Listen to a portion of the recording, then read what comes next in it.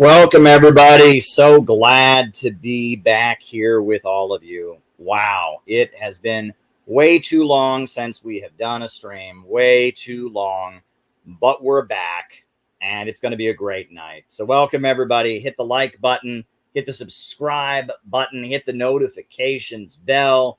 We are ready to roll. Let's go. Spoken of the American century. I say that the century on which we are entering can be and must be the century of the common man. A radical redistribution of economic power. I mean, we know that racism is just a byproduct of capitalism. Everything would be all right if everything was put back in the hands of the people. We need a government that will make sure Americans are taken care of and organize the economy to serve the people, not the profits of a wealthy few. We now have the techniques and the resources to get rid of poverty. We got to start getting out there with the people. Get out of the movement and get to the masses. We need a government of action.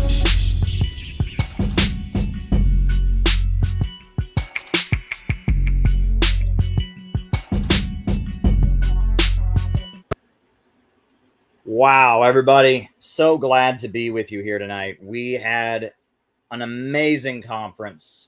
Amazing is the only word I can use to describe it. We had an amazing conference. Amazing conference in Chicago area, Deerfield. It was utterly amazing. I'm going to talk about it later in the program. Tara Reid was there. The Uhuru movement, their representatives were there. Garland Nixon was there. Folks from Party of Communists were there. Folks from the People's Party were there. Folks from the Alex Saab Freedom Committee were there. People from up and down the country, California CPI, Texas CPI, DC area CPI were there. It was an utterly amazing conference. I just met with the guy who's doing the editing today. Videos will be up soon. We have some video already from the great Tyler McConnell. Tyler's got some of the video that he took with his phone is already on YouTube, but we're going to have the formal, professionally done, videos. They'll be up soon. It's awesome. It was really, really great. And we're going to talk about that later in the program. So the way that things work here, is that I give my opening remarks. And while I do that, I'm writing down your super chat questions. Then from there, after that, I do the roll call where I call you all out as I see you. Names and locations. And then from there, after we do that, then at that point, answer your super chat questions rest of the night. That's what we do. So if you have something you want me to talk about in the second half of our show, please send it my way. I will write it down. I will do my best to write it down so that we answer it in the second half of the show. A lot to talk about tonight. That conference was really, really something fantastic, and we will be talking about that later in the show. Welcome, everybody. So glad to have you all here with us. It's been a great night, really a great night. So I guess I wanted to talk out, tonight I wanted to start out by talking about the FBI. The FBI. We are all supposed to love the FBI. Did you know that? We're supposed to love the FBI because of the fact that they raided Donald Trump's estate at Mar-a-Lago, and because of the fact that conservatives, Republicans, now don't like the FBI. You didn't get the memo? We're all supposed to love the FBI. The Federal Bureau of Investigation. Nina Turner loves the FBI. The FBI, the Federal Bureau of Investigation, we are supposed to love, just absolutely love the FBI. That is the memo. And Nina Turner has viciously gone after Jimmy Dore for not loving the FBI. That's the narrative. And because conservatives now don't like the FBI, we're supposed to love the FBI. Well, for those of you who may not be familiar, the FBI was founded as an anti-communist wing of the U.S. Department of Justice. Really interesting history. So a lot of people think the FBI are just the federal police, right? They think they're just the feds. That's actually not accurate. The U.S. Department of Justice, which is headed by the U.S. Attorney General, has always had guys who go out and arrest people. And there are people with the U.S. Department of Justice. They call them federal marshals who go out and arrest people. And those people, federal marshals, U.S. marshals, et cetera, they've been around for a long time, right? They administer federal court orders, federal warrants, et cetera. The FBI is a very different entity. The FBI was started by J. Edgar Hoover. J. Edgar Hoover was a congressional librarian. He worked at the U.S. Library of Congress. And right after World War I, there was a lot of fear of communist revolution happening in the United States. And there were some left adventurist anarchist bombings in the Washington, D.C. area. So J. Edgar Hoover, who was this congressional librarian, he became kind of, popular. He started giving speeches about communism and the danger of communism to members of Congress. He became an expert on the evils of communism. And eventually they appointed him. Members of Congress enabled him to get his own wing of the Department of Justice. It was really called the BOI, the Bureau of Investigation. And it was very much a cult of personality around J. Edgar Hoover. They published comic books where J. Edgar Hoover was the hero. They had radio programs about how J. Edgar Hoover was this exciting ultra hero, RoboCop who went around arresting the bad guys, and that it was a special division of U.S. federal law enforcement. That the first big case they worked around was they went after Emma Goldman. Emma Goldman was a famous anarchist who had protested against World War I, and they got Emma Goldman deported from the United States. Another thing that the FBI did was that they tried to bribe the first black heavyweight champion of the world. I believe it was Jack Johnson. He was the first black man to be a heavyweight champion of the world.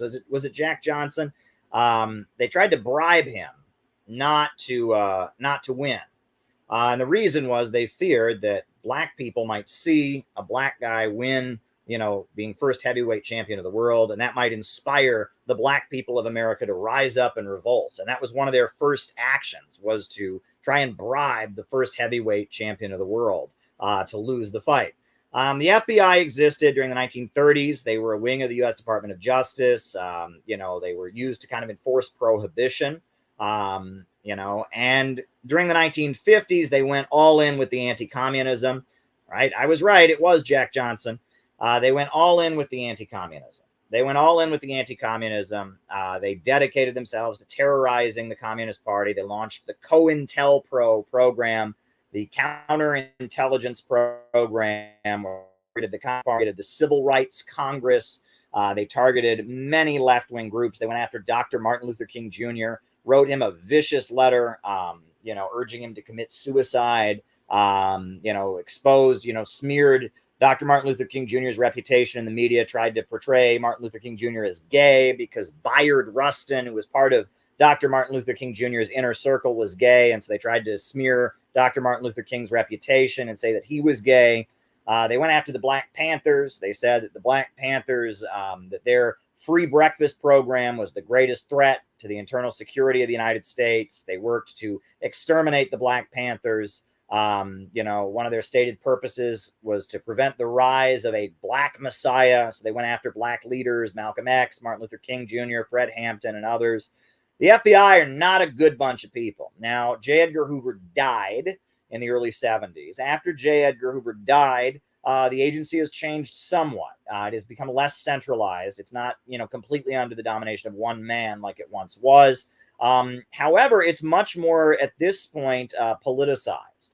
My understanding is that Salt Lake City, the headquarters of the Mormon Church, has a huge amount of influence within the FBI. Many FBI agents are Mormons. Mormonism is a big part of the FBI, and that the politics of the Mormon Church and the Mormon Church, they're a big deal inside the FBI. Now, I understand there's a lot of Roman Catholics in the FBI as well, but it's Roman Catholics and Mormons in the FBI. They have a lot of power, and that's the FBI. That's the Federal Bureau of Investigation.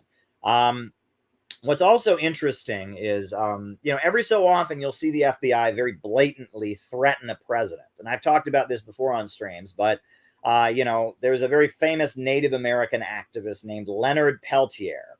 Leonard Peltier was a leader of the American Indian movement, and he was charged with killing FBI agents in a shootout that went on where the American Indian movement, they seized control of a building, of some areas, and there was a shootout with the FBI.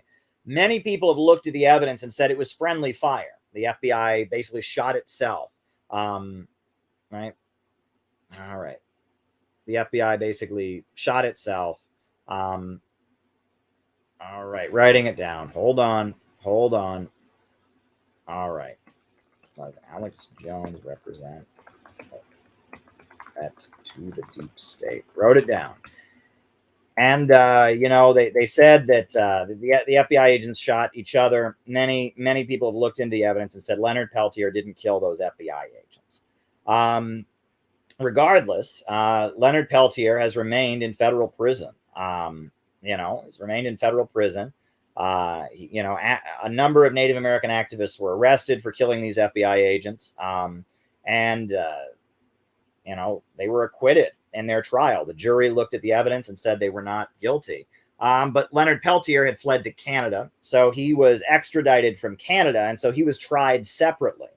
And Leonard Peltier was convicted of killing these FBI agents. But many people looked at the evidence and said he didn't do it. Now, in the year 2000, when Bill Clinton was getting ready to leave office, very interesting story. A lot of people look over this, and I think it's a really important incident.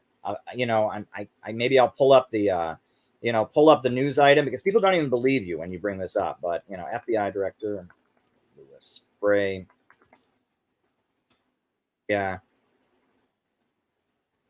Director Louis Frey.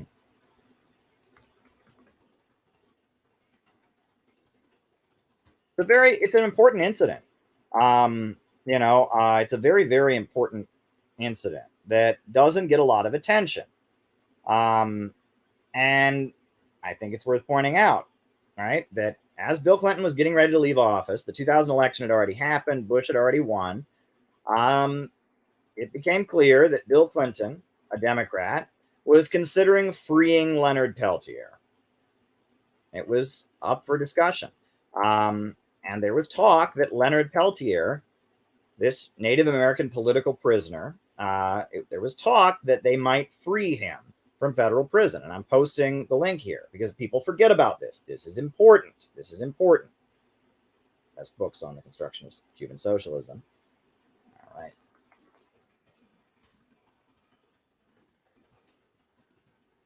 And it appeared like Bill Clinton was going to free Leonard Peltier, this American activist. And it looked like they were going to free him. It really did look like they were going to free him. So then the FBI staged a protest march at the White House. Hundreds of FBI agents. I'm reading to you. This is ABC News, December 15th, 2000. Hundreds of FBI agents are marching in front of the White House today to protest against the possibility of President Clinton granting clemency to Leonard Peltier. Carrying a Never Forget banner, lettered in red, a line of agents stood 2 by 2 and marched to the White House gate with a petition signed by 8,000 current and former agents. Secret Service agents at the White House initially rejected the envelope. Later, White House staff came out and received petitions. Now, FBI Director Louis Frey essentially assembled hundreds of FBI agents to march to the White House to threaten Bill Clinton that he better not release Leonard Peltier. Now, that is intense, and that is a threat. That's a threat on the president. I'm sorry, if you have an agency like the FBI, the top law enforcement agency in the country, the top intelligence agency in the country, the Federal Bureau of Investigation, assembling thousands of people to march to the White House to demand that the president, that starts to look like a military coup or something. And it was shortly after that Bill Clinton announced that he wasn't going to free Leonard Peltier. So when we talk about the FBI, we're not simply talking about, a political, or we're not simply talking about a law enforcement agency. We're talking about a group that was started for very political purposes, that was against the civil rights movement, that was against Jack Johnson winning heavyweight champion of the world, that was against, was against Emma Goldman, was against the peace movement. We're talking about a group that worked really hard to prevent the release of Leonard Peltier, the Native American political prisoner. This is a very highly political organization. That's the FBI. The FBI, you can't say that it's just they just enforce the law. It's a very political group. Read the history of COINTELPRO. Read the COINTELPRO papers by Ward Churchill and Jim Vanderwall. You can read about, they had a guy named Tommy the Traveler who used to go around pretending that he was an SDS, Students for a Democratic Society activist. And, he would, instruct people on how to make bombs and arrange for people to get arrested for making bombs. He was an agent provocateur. You can read about what they did to the Black Panthers. You can read about what they did to so many left-wing and activist groups. It's pretty intense. So there you go. That is who, according to the latest memo sent out by the liberals, we're supposed to support. Why? Because they raided Donald Trump. And so we're supposed to love the FBI. And because Jimmy Dore doesn't love the FBI, because the Uhuru movement, a black revolutionary group, which we were honored, just downright honored to have at our conference, because they, because of the fact that they came to our conference and spoke, and, because they were raided by the FBI, we're all now supposed to love the FBI. I mean, it gets surreal. It just gets beyond surreal that we're supposed to love the FBI. No, never heard of that, but I'm writing it down.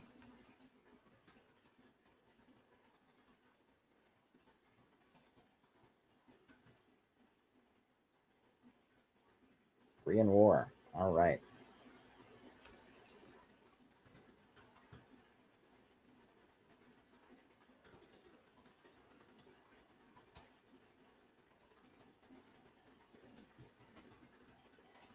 Very, very good. So there you go. There you go, folks. I just wanted to talk about that whole thing with the FBI. So yeah, and I also wanted to just take this time to talk about a document that, should be rather important to all of us, but it's a document that I don't think people actually read. I mean, what's funny is that when people first get into communism, one of the documents they always go and read is the Communist Manifesto. And I honestly don't recommend that be the first thing that you read, because it was written a very long time ago in 1848. And a lot of the content, when I first read it, I was in 5th grade when I cracked the thing open, and I didn't know what the hell they were talking about, right? I couldn't understand it. He's talking about the bourgeoisie, and he's like, the bourgeoisie is good. They're doing all this good stuff, and history is class struggle. I like the tone of it. The tone of it spoke to me. The history of all hitherto existing society is a history of class struggle. I like the tone of it, but I didn't know what they were talking about, right? The beginning, a specter is haunting Europe, the specter of communism. True story. Apparently, the first English translation of the Communist Manifesto, the translation was, a frightful hobgoblin is haunting Europe. The frightful hobgoblin of communism. I think that's utterly hilarious. The frightful hobgoblin is haunting Europe. But I want to talk about the Communist Manifesto, because even though it's not a good book to start with, if you want to, really just start reading about what communism is about, go read Why Communism, Plain Talk on Vital Questions by Moishe Olgin. Go read some Eugene Debs speeches. Go read, the Center for Political Innovation. We have our educational manual. We Are City Builders, that kind of goes over everything. It's not introductory material. It's a very advanced document. It's very short, but there's a lot in it. But if you get to the point where you can actually read the Communist Manifesto, it's actually got a lot of really, really valuable and important stuff in it. And if people would actually read it, if people would actually read that document, they would understand, they would completely understand that this caricature we have in our heads of communism, right? Communists are people who think that some people have more money than others, and that's unfair. And so we want to take from the rich people and divide it all up equally and share it all. That's bullshit. That's not what Marxism is about. And not in any conceivable way is that what Marxism is about. No point is that what it's about. Marxism is not the doctrine of envy, right? Marxism is a scientific way of understanding society. It's dialectical and historical materialism. And there are some paragraphs in the Communist Manifesto that really get to that really get to the essence of that. And I'm going to read to you a couple of the key paragraphs from the Communist Manifesto that really just explain that what these bread tube people are promoting with their worker cooperative shit, and the idea that we should all be rallying to support the FBI right now and hating Trump supporters, and that has nothing to do with Marxism. And I'm just going to read to you from the Communist Manifesto. This isn't from some obscure pamphlet or some obscure letter by Marx. I'm just going to read to you from the Communist Manifesto. And we're going to talk about what Karl Marx actually said. First thing. Right? Here we go. Here we go.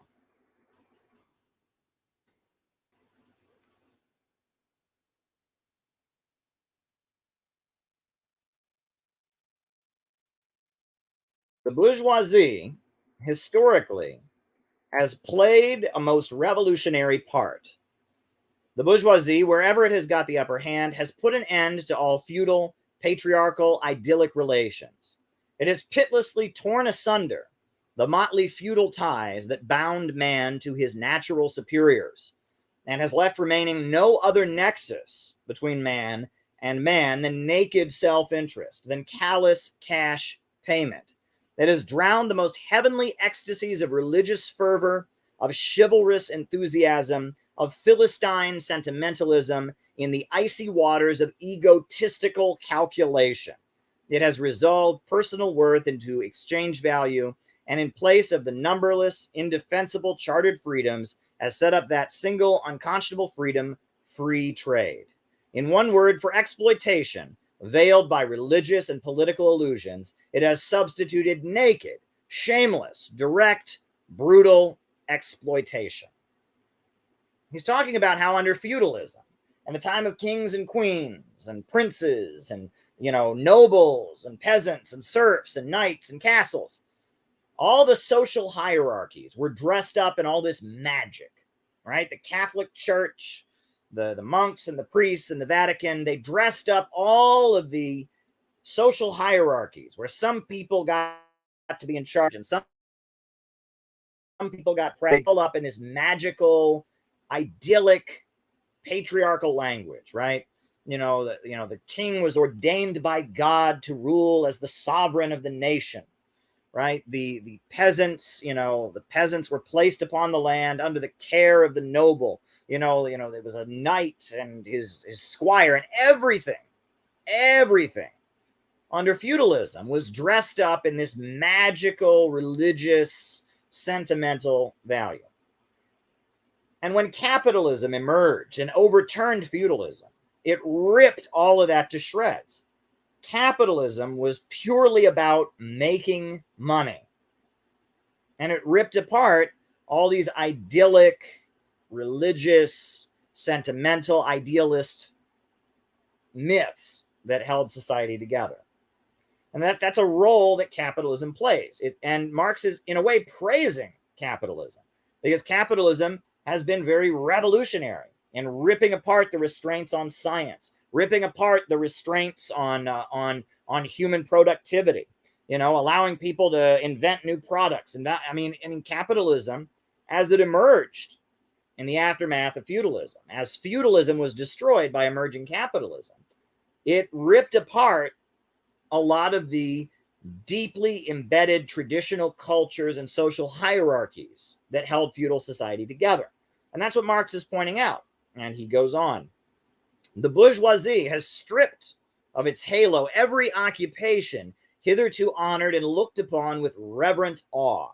It has converted the physician, the lawyer, the priest, the poet, the man of science into paid wage laborers. Meaning that, it used to be to be a doctor was this very honorable thing, and now healthcare is all about making money. It used to be that, those who knew the law and practiced the legal profession was this very honorable thing. Now lawyers, everyone knows lawyers lie, it's corrupt, it's all about making money. Religion, poetry, art, the man of the sciences, right? All of this is reduced to being about making money. Those who have the gold make the rules, and the sacredness and the honor and the respect that these things used to have just gets ripped apart. Capitalism is about, as Karl Marx said, leaving no remaining nexus between man and man than naked self-interest and callous cash payment. And that's the problem of capitalism, that capitalism is a system that reduces everything to profits and command, where wealth and money comes before everything, and all of the feelings of community, the feelings of value, the mystical religious feelings people have, they all just kind of get torn apart. And he goes on. The bourgeoisie is torn away from the family, its sentimental veil, and reduced family relations to mere money relation. How many divorces are about money, right? There you go. The bourgeoisie has disclosed how it came to pass that the brutal display of vigor in the Middle Ages, which reactionaries so much admire, found its fitting complement in the most slothful indolence. It is first to show what man's activity can bring about. It has accomplished wonders far surpassing the Egyptian pyramids, the Roman aqueducts, and the Gothic cathedrals. It has conducted expeditions that put in the shade all former exoduses of nations and crusades. He's talking about how it unleashed productivity. As capitalism developed, the productive forces increased, the amount of wealth in society increased, the ability to produce goods and products increased. Capitalism resulted in huge technological advances. But at the same time that we were technologically advancing, we had steam engines, we had electricity, we were losing our souls. People talk about Frankenstein. I don't know if you ever read Frankenstein. Frankenstein is this novel written by Mary Shelley about a scientist who does something that's never been done before. He makes a man. He assembles a bunch of body parts and he makes a human being synthetically. He makes a man. But this person he creates out of nothing, he doesn't give them any love. He doesn't give them any affection. And so they become a monster that terrorizes the world. Terrorizes the world.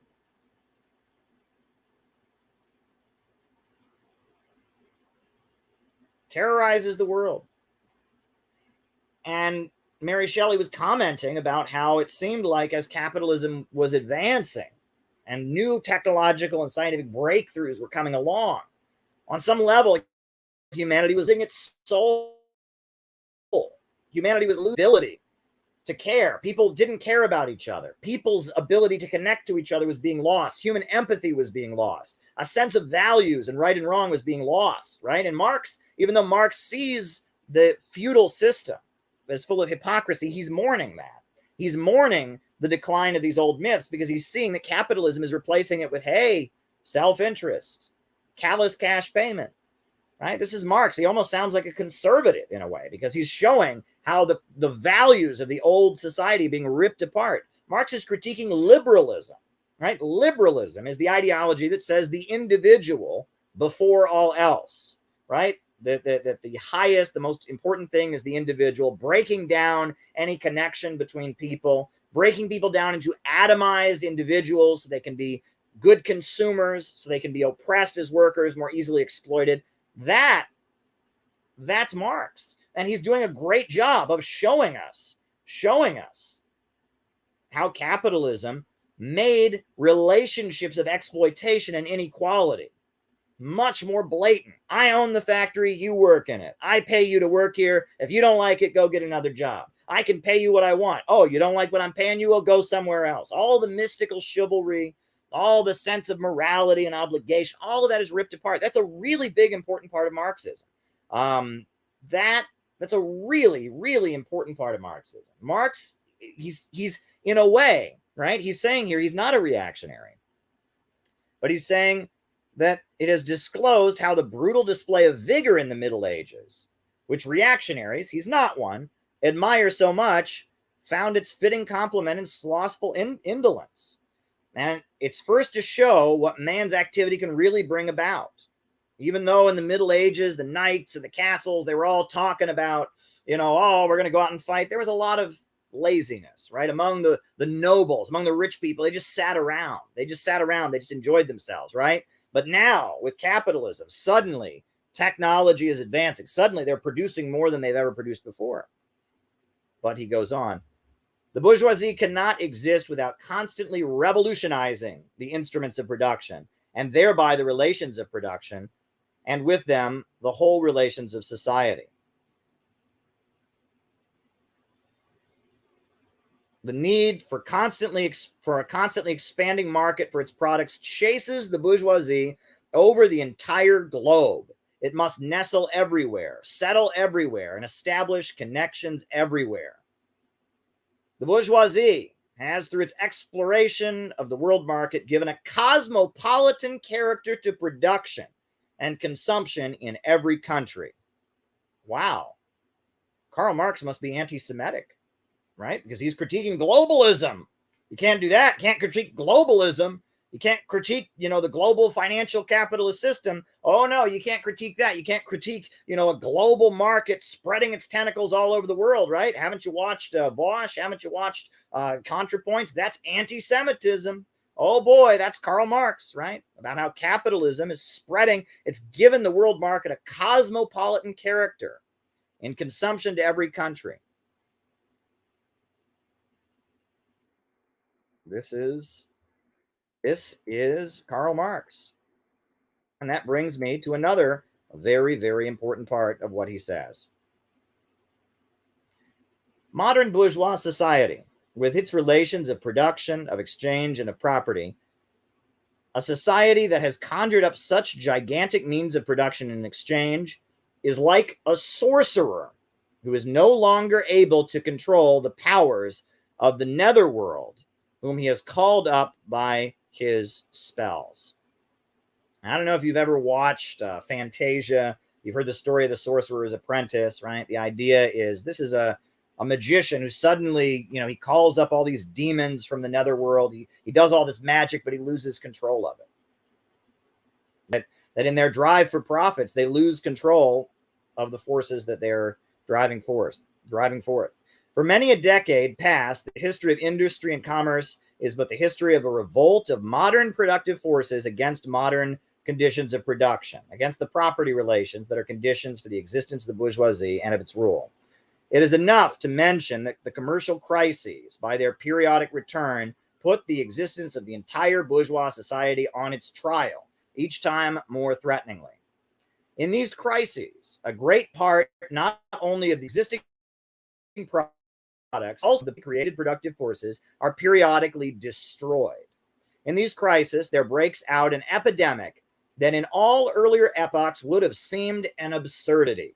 The epidemic of overproduction. Society finds itself put back into a state of momentary barbarism. It appears as if a famine, a universal war of devastation, had cut off the supply of every means of subsistence. Industry and commerce seem to be destroyed. And why? Because there's too much civilization, too much means of substance, too much industry, and too much commerce.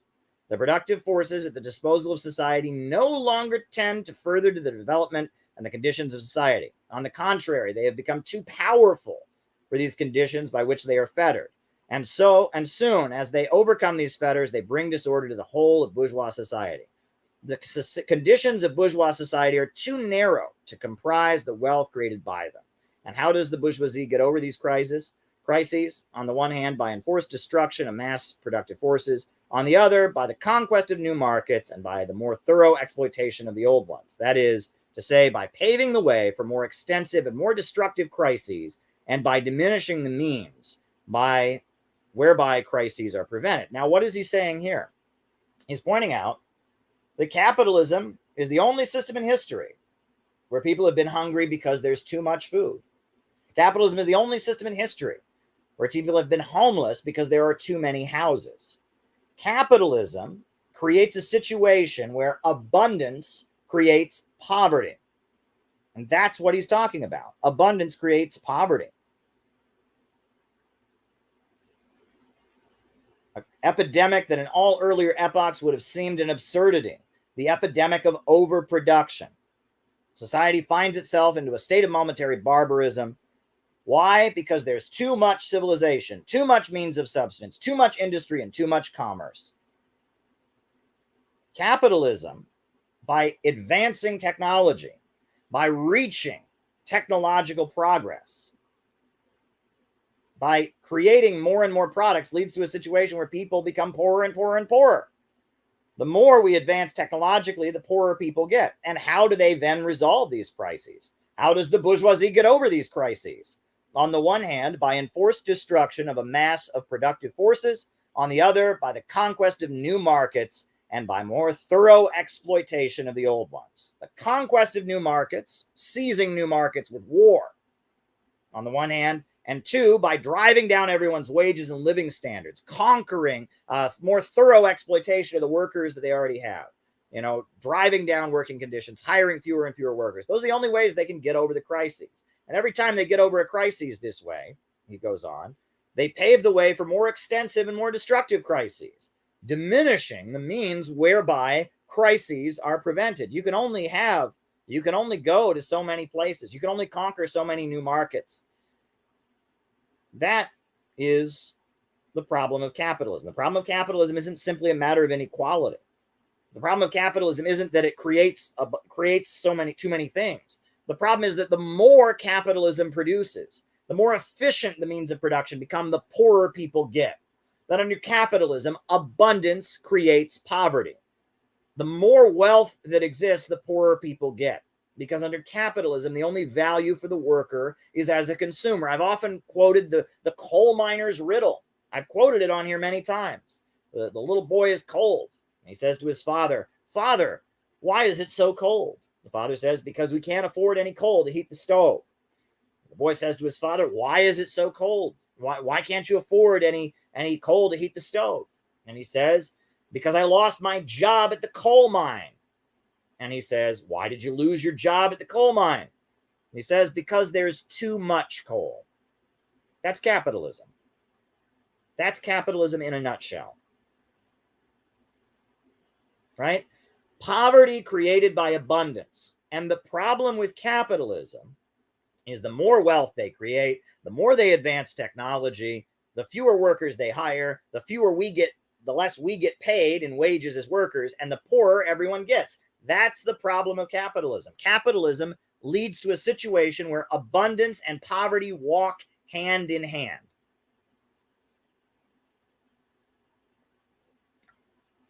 And now,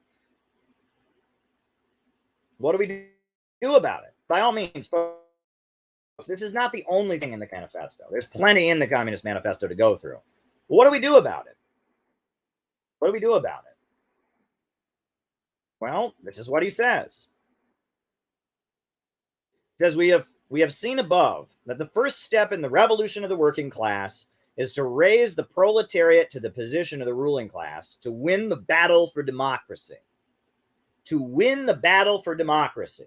To have a government that doesn't work for the capitalists. To have a government that works for the people, for the proletariat, for the working class. That's the first step. To win the battle for democracy. To raise the broad masses of people, those of us who sell our labor power, the working class, to raise us to the position of the ruling class, to win the battle for democracy. They say government of, by, and for the people. Well, that's what we actually want. Right now, we have a government of, by, and for the bankers, by a government gov, by, and for the military contractors, government of, by, and for big pharma. But this is a government of, by, and for the people. Raise the working class to the position of the ruling class to win the battle for democracy. And from there, the proletariat, the working class, will use its political supremacy to wrest by degree all capital from the bourgeoisie and to centralize all instruments of production into the hands of the state, i.e., the proletariat organized as the ruling class, and to increase the total productive forces as rapidly as possible. Meaning that once the working class has taken control of the government, it then takes control of the means of production, the banks and the factories and the industries and the centers of economic power. It takes control of them. It takes control of them. And it centralizes the means of production. And by centralizing them, they no longer operate according to profits. They no longer operate according to the irrational profit motive. And so, because profits are no longer in command, because they are centralized with economic planning, the means of production are centrally operated. Because of that, they can then increase the total productive forces as rapidly as possible. This problem of poverty amid plenty, poverty created by abundance, is eliminated. And growth is no longer restrained.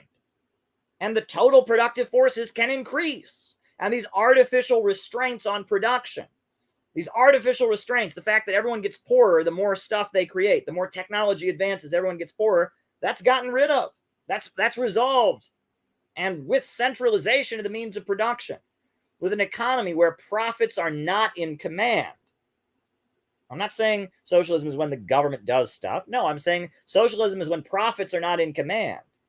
Under capitalism, the government controls, is controlled by the corporations. However, under socialism, when the corporations and the means of production are controlled by society overall, by a government of the people, when they control the means of production, growth is no longer restrained, and the total productive forces can rapidly increase, and there can start to be more wealth. And that's why the Soviet Union went from being one of the poorest countries in the world to building the world's biggest steel mills and building the world's biggest hydroelectric power plants and building, defeating Hitler and inventing space travel and raising millions from poverty and wiping out illiteracy. They did it because they centralized the means of production. And the same for China. How has China gone from being the sick man of Asia, one of the poorest countries in the world, to being an economic superpower? Because they centralized the instruments of production. Profits are no longer in command. The anarchy of production has been abolished, laying the basis for wealth in society to increase because the irrationality of the market is gotten rid of. They have a government based in communities, 90 million members of the Communist Party, and that government centralizes the means of production, and the amount of wealth, the total productive forces, increases. That's what communism is all about. And he continues. And of course, in the beginning, this cannot be affected this cannot be affected except by means of despotic inroads on the rights of property, on the conditions of bourgeois production. Meaning that, yes, this revolutionary government is going to go to the capitalists and say, that's not your oil company anymore. That's not your bank anymore. That's not your steel mill anymore. That's not your car manufacturing facility. There's going to be despotic inroads. This government's going to violate the right of private property of capital. It's going to This is interestingly, the U.S. Constitution allows for that. It's called eminent domain. The government has the right to seize property in the public interest. And a socialist government would say that's not your oil well anymore. That's not your natural gas anymore. That's not, it would centralize the instruments of production. It would control and centralize production so that growth was no longer restrained, so that poverty could be eradicated, so that jobs could exist for everyone, right? And of course, this cannot be affected except by means of despotic inroads on the rights of property and on the conditions of bourgeois production, by means of measures, therefore, which appear economically insufficient and untenable, but which in the course of the movement outstrip themselves, necessitating further inroads upon the social order and are unavoidable as a means of entirely revolutionizing the means of production. And I gotta love the next line. This is great. This is the next line. These measures will, of course, be different in different countries.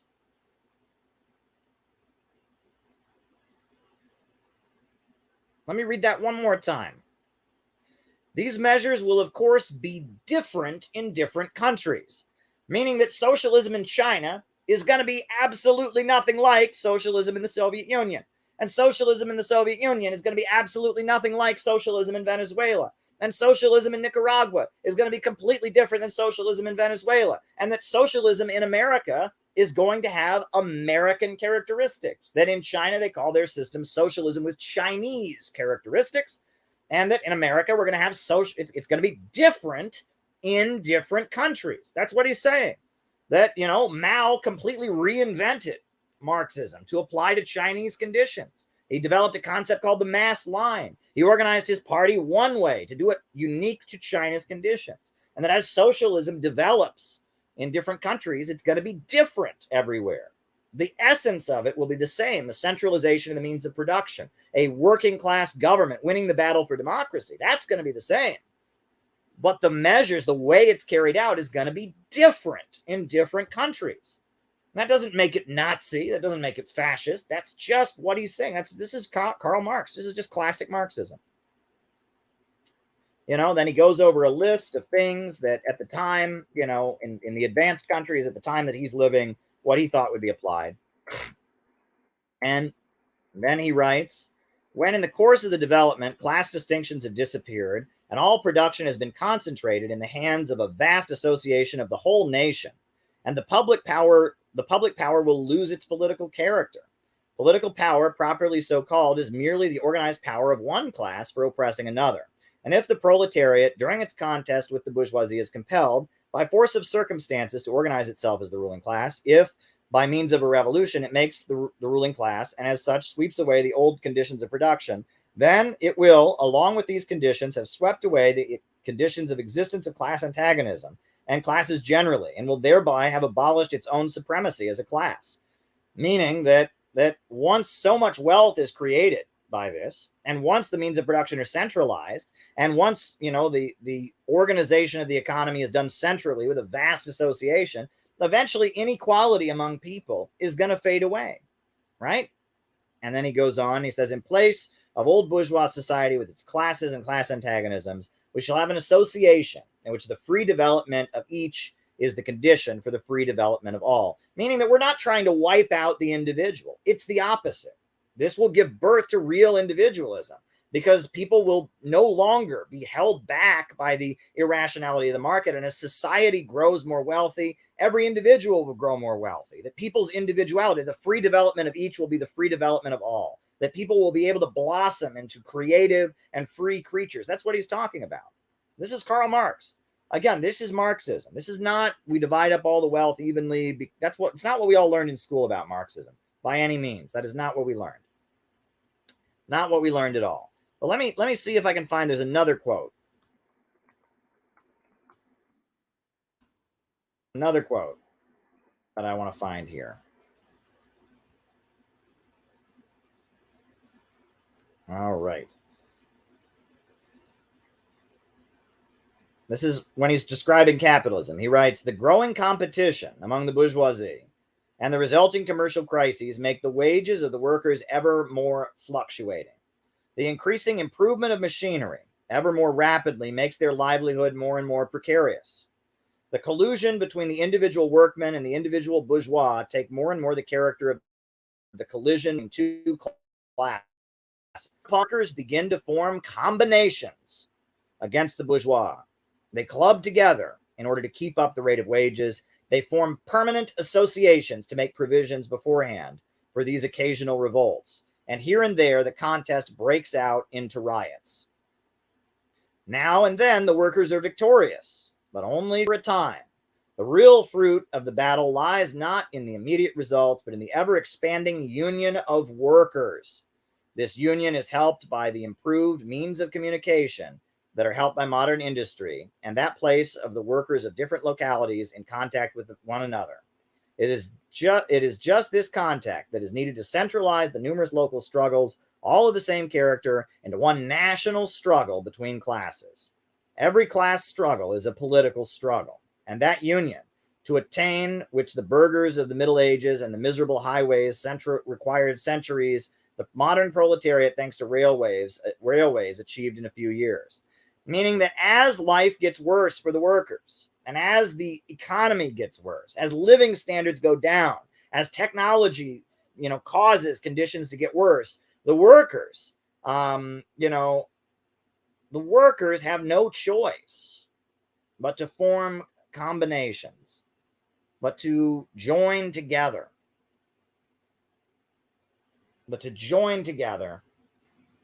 to form combinations and have each other's back. And when we talk about building communities of solidarity, people who can depend on each other, people who love and care for each other, people who work together to spread revolutionary ideology, that's what we're talking about, right? Combinations. It refers to trade unions, but it's more than trade unions. It's unemployment associations. It's revolutionary organizations and reading groups. He's talking about how the conditions force a situation where workers increasingly have to depend on each other. That's what Marx is writing about. Very interesting stuff. Very interesting stuff. So I just wanted to talk about that. Now, folks, I also wanted to, now that we're reaching the end of my opening remarks, I'm going to start answering people's questions. But, I'll do that after the roll call. But I wanted to just show this great clip from the Chicago conference because, we had Tara Reid, who was a speaker, and she was amazing. Tara Reid is a woman. She was sexually assaulted by Joe Biden, and she has refused to back down. And they have been so vicious to her. They have been utterly vicious to her. And she came to our conference, and we gave her an award for speaking out against Joe Biden. It was awesome. So I'm gonna play the moment where we gave Tara Reid an award.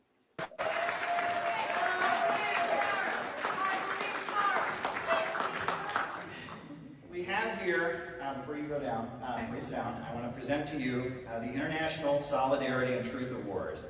This is the Center for Political Innovations Award. We are giving to Tara Reid for actions in defense of international truth and solidarity in the pursuit of peace and justice. We believe Tara! We believe Tara! We believe Tara! We believe Tara! We believe Tara! We believe Tara! That was a really great moment from our conference. And look, I talked with the guy who's doing the editing today. We're going to have high quality videos up soon. Tyler made some great videos with his phone. He's got them on his YouTube channel, but we're going to have very high quality videos very soon. It was an amazing conference, the Uhuru movement and all of that. And yeah, folks, I got to tell you, I cannot thank enough the people who helped make this conference happen. So many people came from outside the country. And people in Chicago worked really hard. Sam worked really hard, and CJ worked really hard. Dana worked really hard. Gabby worked really hard. So many people worked really hard to make this conference happen. I mean, a lot of hard work went into it. And I'll tell you, it got more stressful than we thought it would get, but we still pulled it off. And the fact that the Uhuru movement was there, the fact that we got into Newsweek. Did you see that, folks? We're in Newsweek. We were mentioned in Newsweek. And we're the top story, or we were the top story for a couple days at least on Chicago City Wire, even though the story that they got about it is wildly inaccurate, claiming we're opening an office in Chicago. They just got things wrong. This is a really big accomplishment. I'd have done all of you. This community made that conference happen. And wait until you see the videos. You are going to see something utterly amazing. This conference was something really amazing. And the fact that Newsweek mentioned it, the fact that the Uhuru movement was there, the fact that Tara Reid was there, the fact that Garland Nixon was there. I mean, this was really, really something special. And we are marching ahead. The Center for Political Innovation, a socialist think tank, we are doing some amazing stuff. We are building a community of solidarity. We have a group of people that are ready to promote socialism. We are laying the ideological foundations for the fight ahead. We're not an activist group. We are not an activist group. We are simply an educational think tank promoting socialism and anti-imperialism. And this was a huge step forward. And standing in solidarity with the Uhuru movement while they're under attack, standing in solidarity with Tara Reid. I mean, what we accomplished was really something special. And folks, get ready, because they're going to come at me with everything they got. These folks, their knives are out at this point. Their knives are out, And I'm not going to say much more about it, but their knives are out. Let me just put it that way. The knives are coming out, and there are people whose stated purpose is to, quote, bring me down and destroy me, that are going to come at us with everything they got. All right, everything they got. And we're just going to keep going. We're just going to keep going. If the Uhuru folks can keep going after the FBI flashbanged them and dragged them out of their houses and pointed guns in their face, if Tara Reid can keep going after they printed her social security number in the New York Times and every previous address and went after all of her family members, we can keep going. And they're coming at us with some vicious stuff. And that's all I'm going to say about that for now. But, don't say I didn't warn you. I don't say I didn't warn you. They're coming at us with some vicious stuff right now. And honestly, I don't know what's going to happen. I don't know what's going to happen. And I don't care. And I care in how it affects people in the organization and stuff. But honestly, is it going to make us stop? Hell no. It's not going to make us stop. Everything in the world was done to try and prevent that conference from happening. And we still did it. We still did it.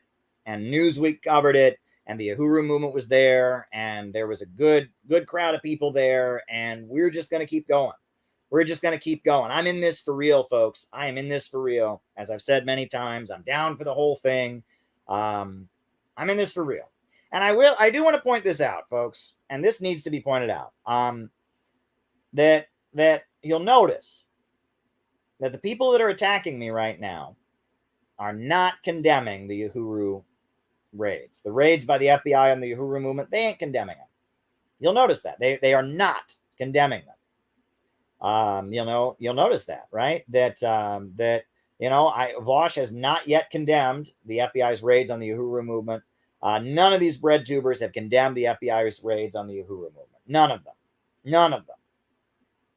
None. Now, the Communist Party, I tweeted that they didn't condemn them.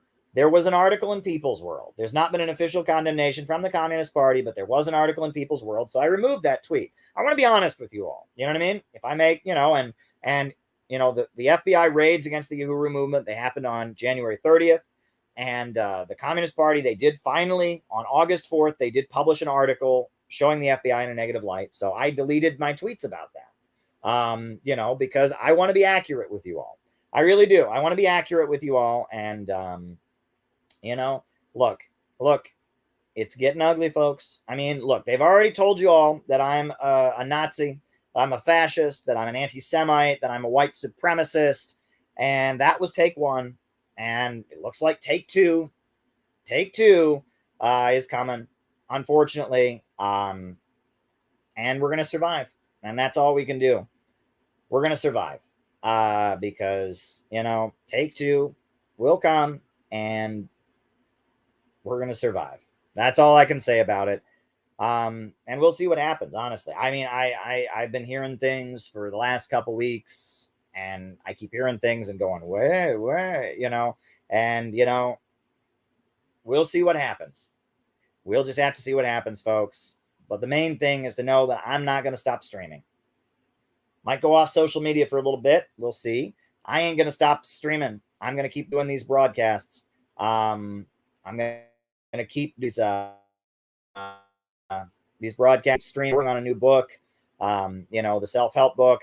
There's another book in the works, like a short pamphlet that's being worked on by Jeff Null, who's doing a great job working with a friend of mine to finalize that. We're just going to keep going. I'm not going to give up. They might make it hard. They might smear my reputation. They might embarrass me, but I'm just going to keep going. I'm just going to keep going. And that's all that we can do. You just got to keep going. And I know that there's a good crowd of you folks that are also feeling the same way, that this might get hard. There might be times I disappoint you. There might be things I've done you don't like, but we're going to keep going. We're going to keep going, and we're not going to be slowed down by this. And that is all there is to it. And so I'm just letting you all know, knives are coming out pretty soon. And they already hit me with being the grand wizard of the KKK and the secret Nazi who's working for Putin, who's working for Dugin, who's working for Hitler. And step 2 is coming. And I knew that shoe would drop eventually. And we're gonna survive. We're gonna deal with it. Thank you. Thank you, Funky. And that, the edited, like full version of that speech at full quality will be up soon. Yeah, I mean, that's all I can say about it. So why don't we do the roll call? Names and locations. Names and locations. Who is with us tonight? Names and locations. I will call you out as I see you. I will call you out as I see you. Names and locations. Names and locations. Thank you, Lainey. Good to see you as well. Lainey was awesome. I went on Hard Lens Media twice, actually. I was there a couple weeks ago in Chicago. I went on with Lainey Peterson, and then I was on it with Tara. It was awesome. So yeah, Hard Lens Media. Lainey Peterson does a lot of great work in Chicago. They're great folks. Shout out to you, Lainey. Kieran from San Diego. Jenny Lynn from Cincinnati. Tyler in Missouri. Go subscribe to Tyler's YouTube channel right now. He's doing great stuff. Ryan in Oakland. Class Analysis is with us. Northern California. Patrick from Florida. Carlos from Monterey, Illinois. Rice from Adelaide, Australia. San Diego County, Indiana. Gary Curtis is with us. Zach from Massachusetts is with us. Zach, the Celtics guy. Brad in St. Louis. Colin in Greensboro. Gary from Indiana. Very good stuff. Mark from Utica, New York. Doug in Northern California. Auckland, New Zealand. Moonlight Beach, California. Balthazar in Oakland. Briggy in Oakland. Moonlight Beach, Florida. Auckland, New Zealand. Inglewood. Balthazar in Oakland. Christian in New Jersey. Shout out to you, Christian. It was great seeing you in Chicago. David Cape in Cod, right? Alex from Brazil. Kinky and Joshua Tree. Shout out to you, Kinky. We got Antonio. It was great seeing you at the conference as well. You got Yuri. Right. That's a good one. All right. John McCarthy in Chicago. We got John McCarthy in Chicago. It was great seeing you as well, John. So glad we got to chat. So Micah in Las Vegas is with us. St. David's, Bermuda is with us. Very, very good. Los Angeles, Shawnee Bonifaz is with us. Very, very good. Alexis in Rochester is with us. Johnny Bravo from San Diego is with us. Albuquerque, New Mexico is with us tonight. Who else is in the house with us tonight? All good to have you all here. All good to have you here. Always a pleasure. Always a pleasure. Always a pleasure to have you all with us. Albuquerque, New Mexico. Stephen in Boston. Bob Troy in New York. Anubis in Denver. Ash in Chicago CPI. It was great to see you, Ash. It was really great to meet you. Great stuff, folks. Great stuff. Great stuff. Alrighty. So I guess now I'm going to start answering your super chat questions. And if you got more super chat questions, more things you want me to talk about, we got Johnny Blaze in Arlington. It was really great to meet you at the conference. If you got more super chat questions, just shoot them my way. And Mark from California, shout out to you.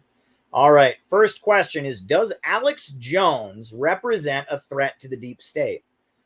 Well, you're tempted to say no, right? You are tempted to say no because Alex Jones says a lot of dumb shit. But, there are times where he does. Look, you can say that about a lot of people. For example, Reverend Billy Graham. Let me just go on this tirade and then we'll get back to Alex Jones. Reverend Billy Graham was an awful reactionary, right? He was a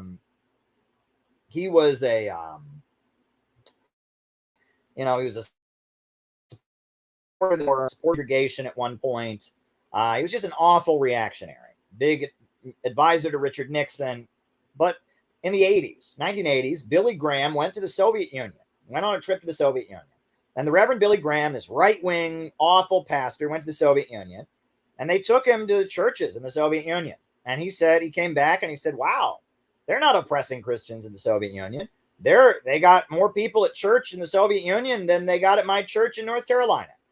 And I met with Christians in the Soviet Union. They're happy. There's a lot of Christians in the Soviet Union that like the Soviet government. Oh, shit. And when Billy Graham got back, they went after Billy Graham for it. And Billy Graham had to apologize, and he had to do photo ops with all of these, Ukrainian exile, anti-communist, fascist kind of people. And, well, does that mean Billy Graham was a threat to the deep state? No. But having Billy Graham, this very famous right-wing conservative pastor, go to the Soviet Union and having him see with his own eyes that the Soviet Union was not oppressing Christians, that was a threat to the deep state, because the deep state had this narrative that the Soviet Union is this evil place where anyone who believes in God gets dragged away in the middle of the night and shot. And so to have, the right-wing Christian Billy Graham saying the opposite of that was a big deal. And that the same thing you could say about Alex Jones, right? Alex Jones says a lot of dumb shit. A lot of things Alex Jones says are just dumb. But every so often, Alex Jones said some really good shit.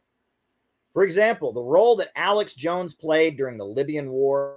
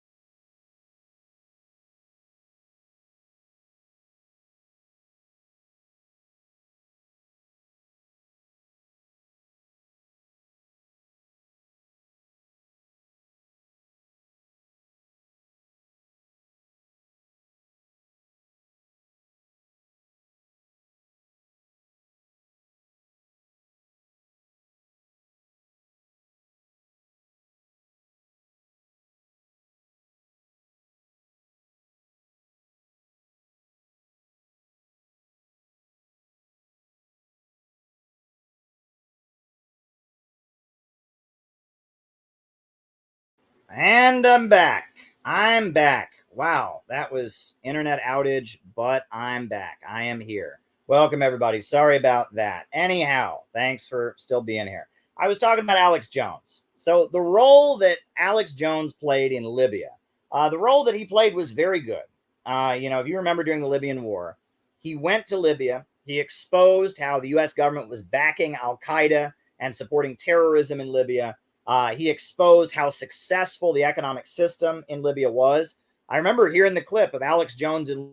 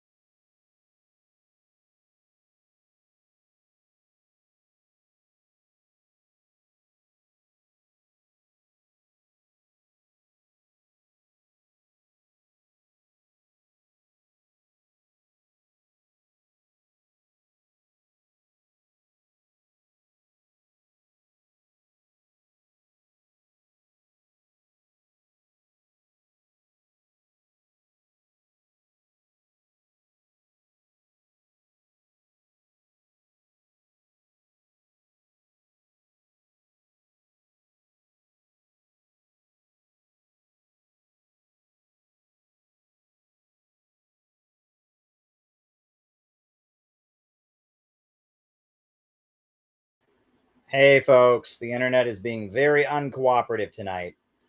Just doing the best we can. So I guess the point I was making was that Alex Jones says a lot of dumb shit. But that in and of itself does not mean that him saying some things and promoting, anti-establishment sentiments might not in some way be a threat to the state. And that this is a big problem, okay, that I see, is that when there's somebody you don't like, someone who says a lot of things you disagree with, does a lot of things you disagree with, when that happens, you always want to be like, oh, they're in no way a threat to the status quo. Oh, look, you always want to be like that. You know what I mean? You always want to be like, oh, this group, they don't do any good. They're not a threat to the status quo. They're not a threat to the ruling class. In some ways, a group can be awful. In a lot of ways, a person, an individual can be awful. But if they're saying something, a truth that they don't want to acknowledge, or they're causing people to be suspicious of vital institutions, that can be a threat to the powers that be. Look, they killed Kennedy. They killed John F. Kennedy. Think about it.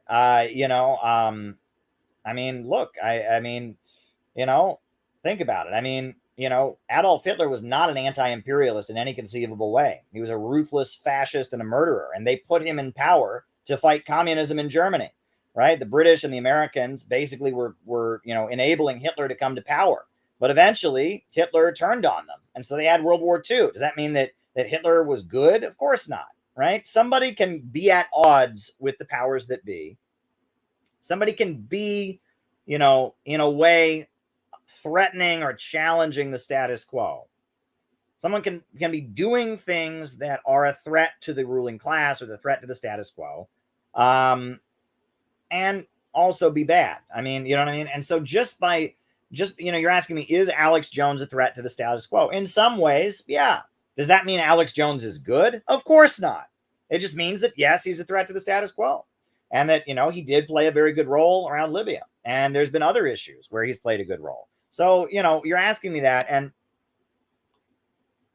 everything's not so cut and dry. Let me just put it that way. Just because someone's a threat to the status quo doesn't make them good. Just because someone's, prisons are full of criminals, drug gangs, people like that. Are they a threat to the status quo? Sure. Are they good? No. You know what I mean? That just because you declare someone to be a threat to the status quo doesn't mean they're necessarily good, number one. And number two, just because the government's coming after somebody and they suck doesn't mean they're not in some way a threat to the ruling elite. So I guess that answers your question. We took a long time. I hope we stay on here. That was so annoying the way that the internet just cut out there. But I'm still here. I'm still here, folks. So there we go. Next question.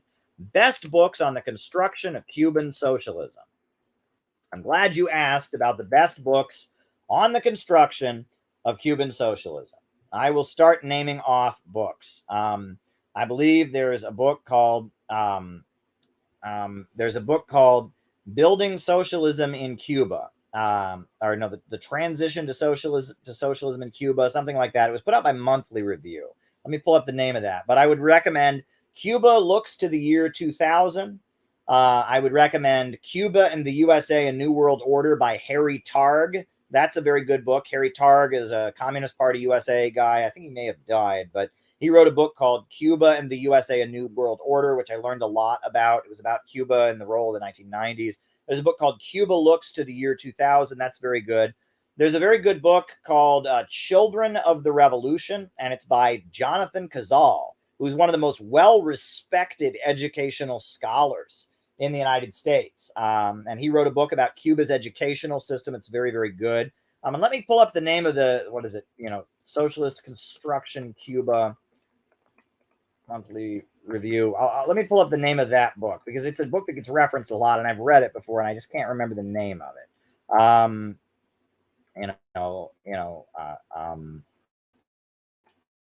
Can't remember the name of it.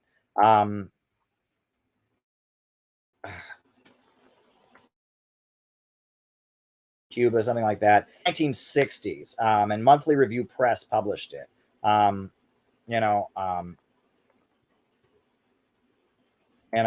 Can't find it here, but it's a very, very good book. But yeah, those are the books that I would recommend. I would recommend, I think it's Um, Paul Sweezy, is that the author? Let me see. Let me see. I think it's by Paul Sweezy. Cuba, Paul Sweezy. Cuba, the Anatomy of Revolution, Paul Sweezy. No, it's not that one.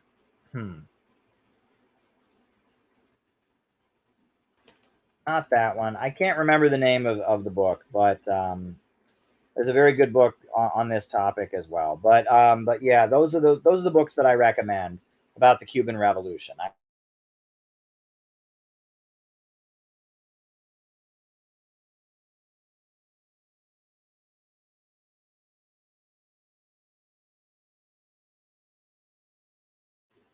I recommend. I also recommend Harry Targ. Cuba in the USA. Cuba in the USA: A New World Order. I recommend the book Cuba Looks to the Year 2000. Right, Cuba Looks to the Year 2000. Right.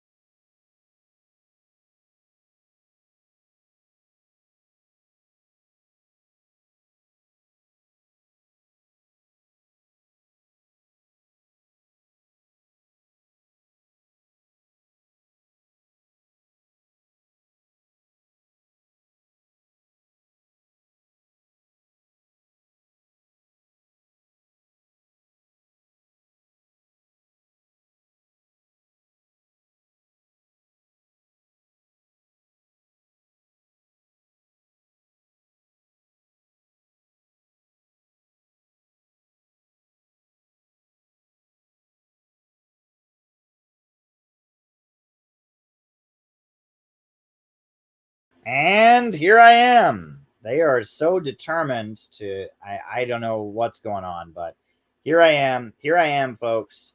Wow, I hope that the Wi-Fi keeps going because, yeah, there you go. Here I am. Here I am. Here I am. This internet thing, I don't know, we need a new router or what. I mean, this is just obnoxious. This is really, really obnoxious, but there we go. There we go. Here I am. Here I am.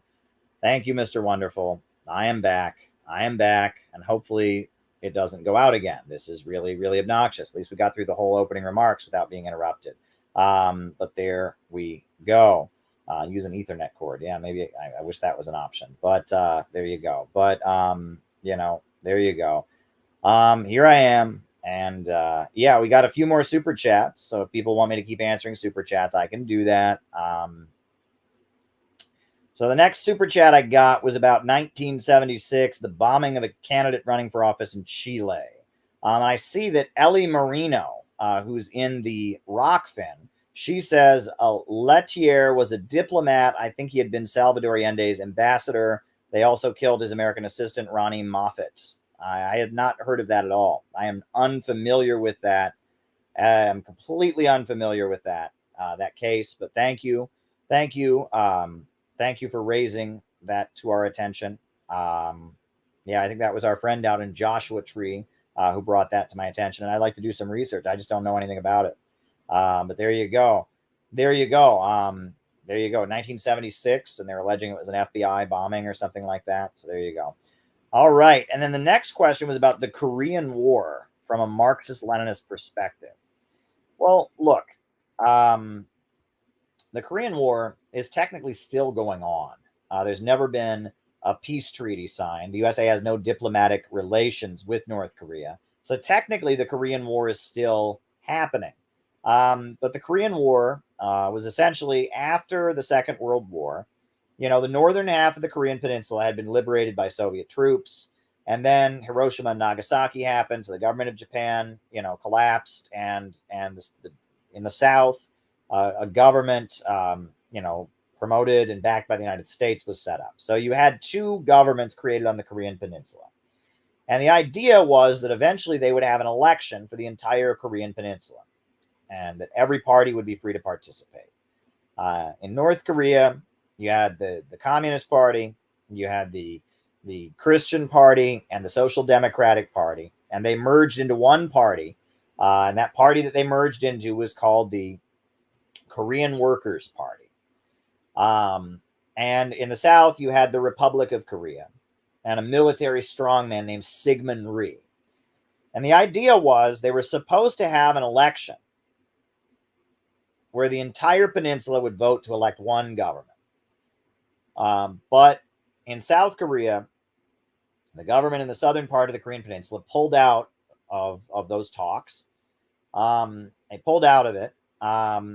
And then when the people in South Korea were protesting about this, there were big protests in South Korea demanding, the right to an election, the right to having an election for the entire peninsula. There were brutal massacres, and nobody knows about these brutal massacres that were carried out. But the Jeju Island, read about the massacre at Jeju Island, where they just slaughtered entire villages of people because they were sympathetic to communism or they were protesting for the right to have continent-wide elections. There's a documentary you can watch, Ghosts of Jeju. Really important stuff.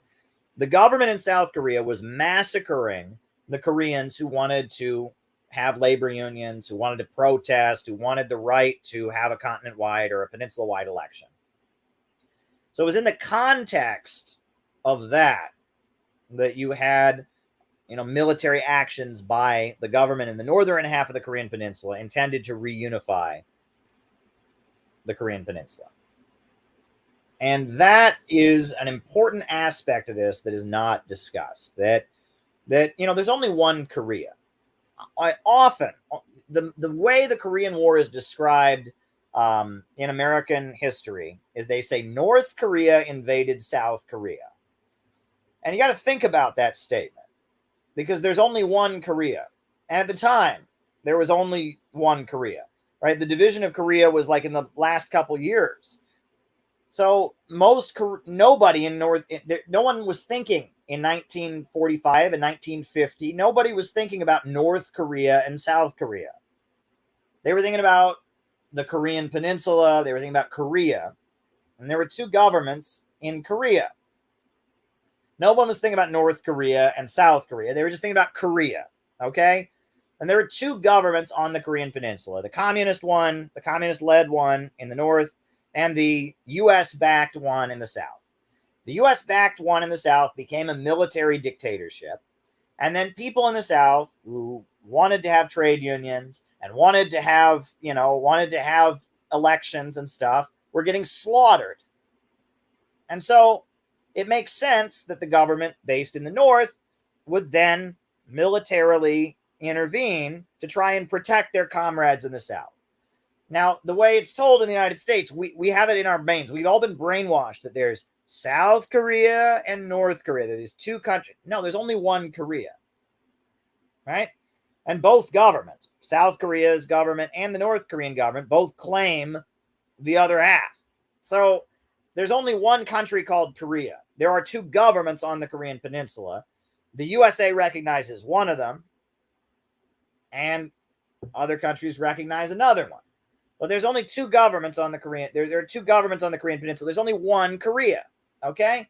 And the idea when they say, well, North Korea invaded South Korea, that's like a dumb statement. That's the only reason that people accept that as why the Korean War happened is because they don't understand the historical context. You know, North Korea did not invade South Korea. There were two governments on the Korean Peninsula. And one of those governments was being backed by the United States, and it was brutally repressing the people in the South and shooting them down in the streets and massacring people on Jeju Island and refusing to let them have free elections. That's what the whole thing is about. All they wanted was a goddamn election. They wanted the right to vote for the Korean Workers' Party. They wanted to have an election where they would have the right-wing parties on the ballot and the left-wing parties on the ballot and the Korean Workers' Party on the ballot. That's all these people were asking for. Give us a vote. Let us vote. And the USA backed a military dictator named Syngman Rhee and saying, nope, no elections are allowed. No elections. Not allowed. And because of that,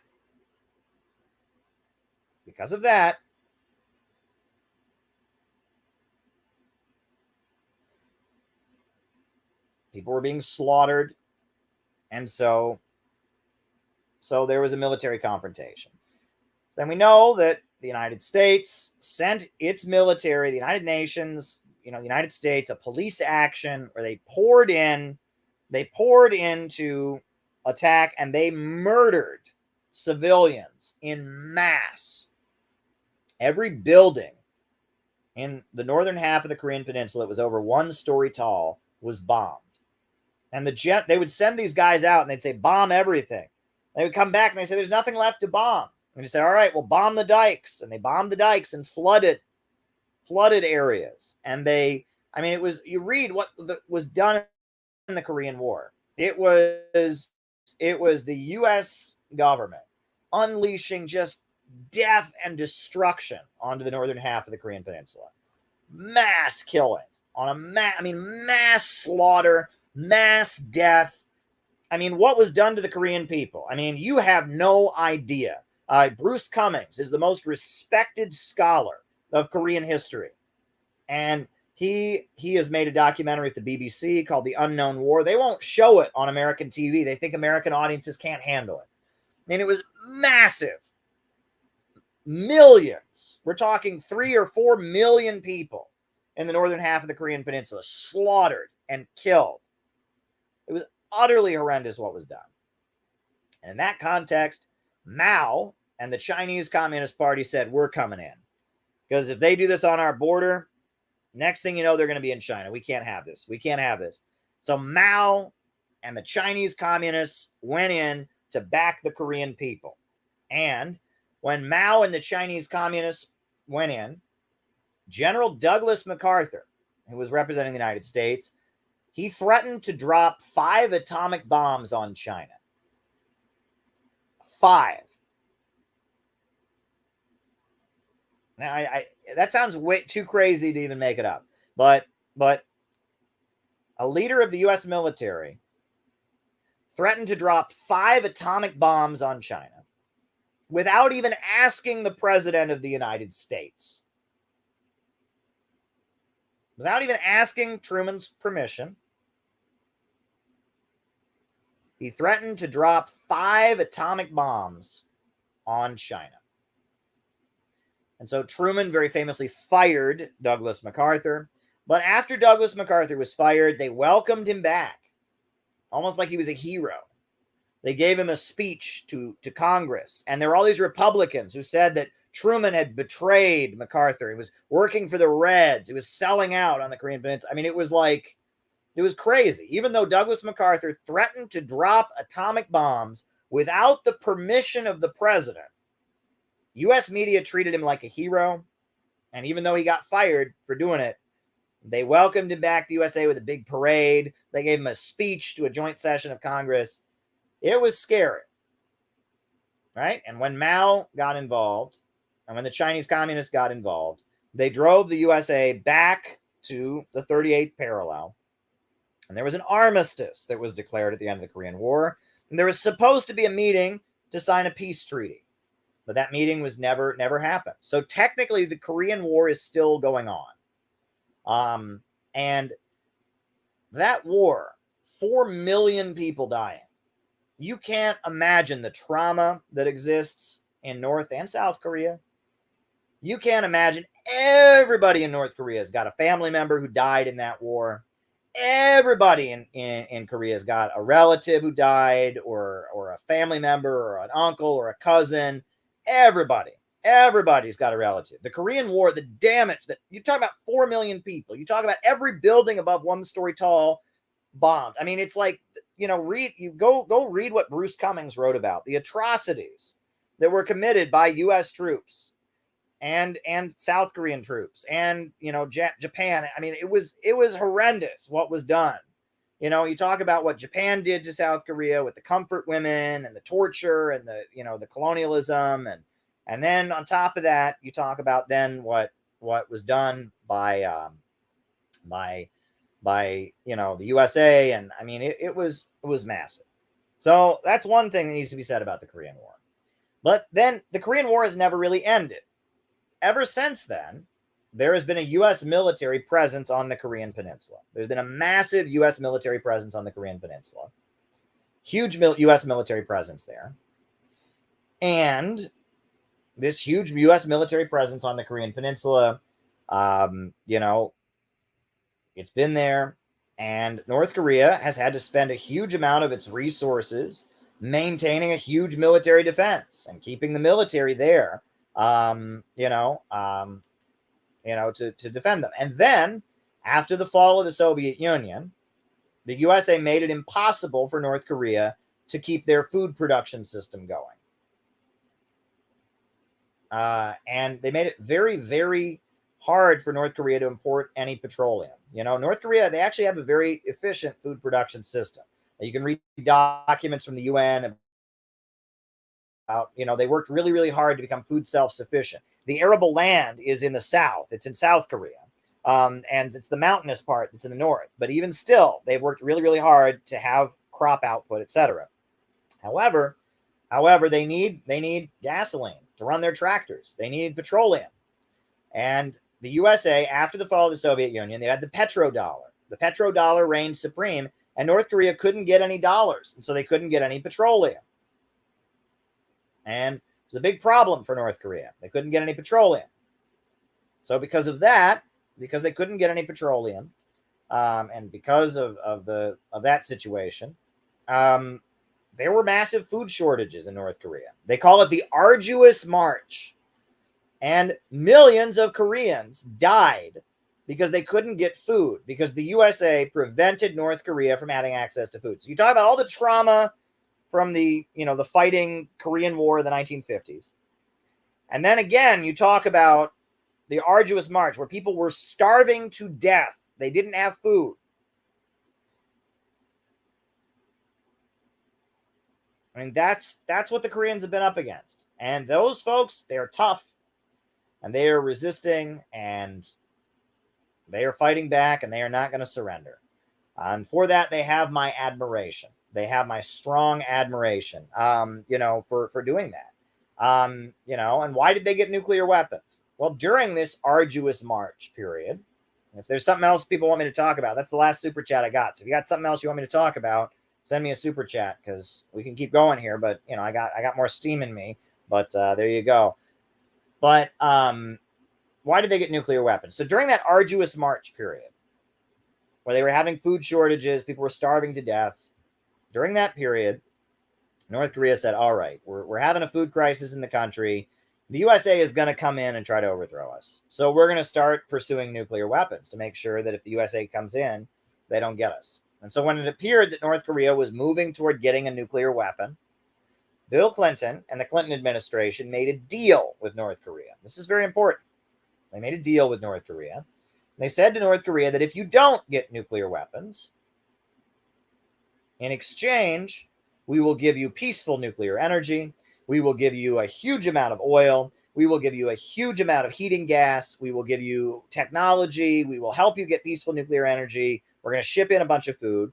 Bill Clinton made a big deal with North Korea, giving them all kinds of shit that was promised to them in exchange for them not getting nuclear weapons. And they got some of it. But then the U.S. Congress voted not to fund Bill Clinton's deal, and they cut off the funding. So they only got a little bit of food. They only got a little bit of food.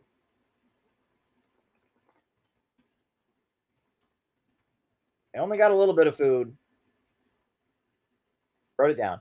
Only got a little bit of the food. They only got a little bit of the heating gas and oil they wanted. Only got a little bit of it. And they didn't get what they were promised. And North Korea was sitting there and they were saying, hello, you promised us we were not going to get nukes in exchange for you giving us all this stuff. Where's the stuff? That was the deal. They're sitting there and they're sitting there. Bill Clinton went out of office. After Bill Clinton left office, then after that, George W. Bush came into office. And George W. Bush, you remember 9/11 happened, and then George W. Bush gave his axis of evil speech, where he said that there is an axis of evil. There's an axis of evil. And he named Iraq, Iran, and North Korea, 3 countries that had absolutely nothing to do with 9/11. Iran, they're Shia Muslims. The Al-Qaeda people hate them. They call them Shia apostates. Iraq, they were secular Ba'athist Arab socialists. They had nothing to do with Saudis and Wahhabis. And on top of that, you got North Korea, Marxist-Leninist, government. You got 3 governments had nothing to do with 9/11, but George W. Bush decided to use the emotional aftermath of 9/11 to say there's an axis of evil. And he named 3 governments that have nothing to do with each other. He named them. And at that point, North Korea is like, okay, you promised us a bunch of food. You promised us a bunch of oil in exchange for not getting nukes, and you didn't give it to us. And now you've just named us as the axis of evil. And now you've just invaded Iraq, one of the axis of evil. All right, screw this. We're getting nukes. And North Korea withdrew from the Nuclear Non-Proliferation Treaty, and they proliferated nuclear weapons. Now, the North Koreans argue that they're allowed to do that. They read the Nuclear Non-Proliferation Treaty as saying that they have the right to withdraw. Now, I'm not an expert on the Nuclear Non-Proliferation Treaty.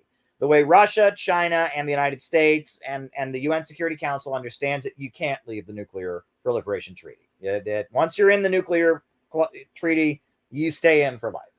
Right? That's the understanding. You cannot leave the Nuclear Non-Proliferation Treaty. However, North Korea reads it differently. They argue, they read it as you can leave the Nuclear Non-Proliferation Treaty. And they say, look, we signed it, and a lot of promises were made, and now we're pulling out. And they claim that they have the right legally to withdraw from the Nuclear Non-Proliferation Treaty. I don't know. I know that it's very important to Russia and China that the Nuclear Non-Proliferation Treaty remain intact. And I'm for the Nuclear Non-Proliferation Treaty because if that ever goes away, we're screwed. But regardless, North Korea withdrew from the Nuclear Non-Proliferation Treaty and they got nukes. And after Gaddafi was overthrown, after Libya was invaded, they wrote an article and they said, look, Iraq didn't have weapons of mass destruction. And now the USA invaded and killed a bunch of people there and destroyed the country. Libya got rid of their nuclear weapons program. And now the country's been bombed and destroyed and all that. We got nuclear weapons. We're still here. We're still here. And that's a pretty strong argument. George W. Bush, with his preemptive invasion of Iraq, sent a message to every anti-imperialist government in the world. If you don't want to get fucked with by the United States, you better get yourself a nuclear bomb. So if his intention was to deter countries from getting weapons of mass destruction, he really screwed that one up because he sent a message to, you're an anti-imperialist government, you don't want America to fuck with you, you better get a nuclear bomb. And many liberals looked at it and they're like, yeah, this was really, really dumb. Like, basically, if we didn't want North Korea to have nukes, George W. Bush made sure that North Korea got themselves some nukes. So there you go. Okay, I'm going to write down the other super chats, then I'll start answering them. All right, first things first. All right. Sometimes I think I'd just be better to call ourselves populists and organize among conservative working class than push a socialist policy. Okay.